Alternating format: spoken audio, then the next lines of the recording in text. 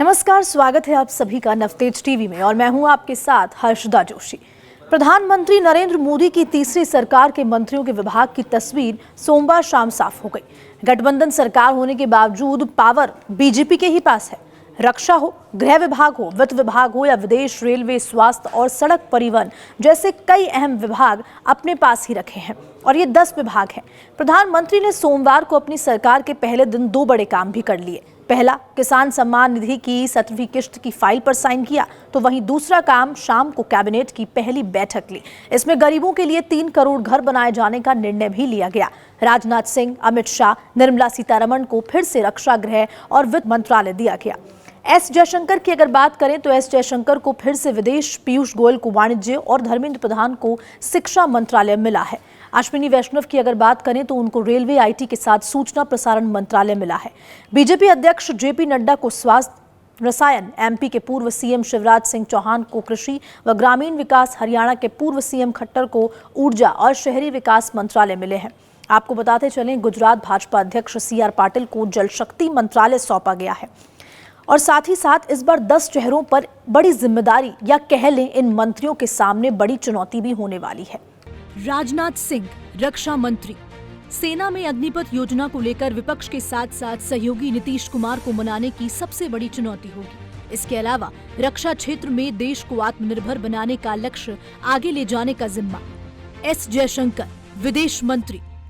चीन से सीमा विवाद सुलझाना, रूस, यूक्रेन और इजराइल गाजा युद्ध के बीच अन्य देशों से बेहतर संबंध बनाए रखना चुनौती होगी। विदेश में खालिस्तान समर्थकों की हत्या पर अमेरिका, कनाडा और पाकिस्तान के आरोपों से निपटना होगा। अमित शाह गृह एवं सहकारिता। जम्मू कश्मीर में शांतिपूर्ण चुनाव करवाना, आए दिन आतंकी हमलों से निपटना सबसे बड़ी चुनौती होगी। इसके अलावा मणिपुर में पिछले 1 साल से जारी हिंसा से निपटना भी प्राथमिकता रहेगी। निर्मला सीतारमण वित्त मंत्रालय। 5 साल में तीसरी इकोनॉमी के लक्ष्य को पूरा करने के लिए महंगाई काबू रखना, जीएसटी दरों का रीस्ट्रक्चर और कैपिटल गेन टैक्स जैसे डायरेक्ट टैक्स सुधारों पर काम करना। अश्विनी वैष्णव रेलवे समेत 3 विभाग की बड़ी चुनौती। अश्विनी वैष्णव के पास रेल, सूचना प्रसारण और आईटी मंत्रालय है। उन्हें डिजिटल व्यक्तिगत डेटा संरक्षण और डिजिटल इंडिया अधिनियम के लिए कानून लाना है। शिवराज सिंह चौहान कृषि, ग्रामीण विकास मंत्री। चुनौती, कृषि इकोनॉमी पुनर्जीवित करना, एमएसपी पर सहमति, किसानों की आय दोगुनी करना, पंजाब हरियाणा सीमा पर डटे किसानों का आंदोलन खत्म कराना सबसे बड़ी चुनौती।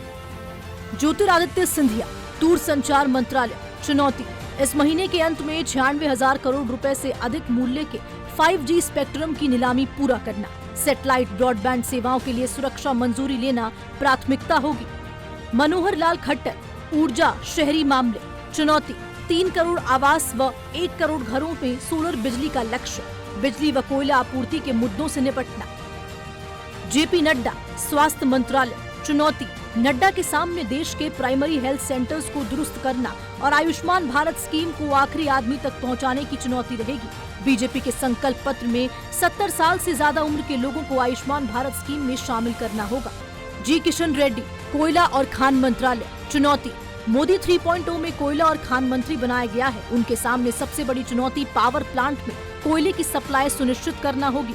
इसके अलावा कोयला की अवैध माइनिंग को रोकना भी सबसे बड़ी चुनौती होगी। तो ये वो बड़ी चुनौतियां हैं बीजेपी के पास जिनका सामना कर पड़ सकता है बीजेपी को, क्योंकि इस बार गठबंधन की सरकार है और अब किस तरह से पूरा गठबंधन कदम मिलाकर साथ चलता है ये देखने वाली बात होगी। हालांकि प्रधानमंत्री नरेंद्र मोदी ने 100 दिन के रोड मैप में इसका जिक्र भी कर लिया है।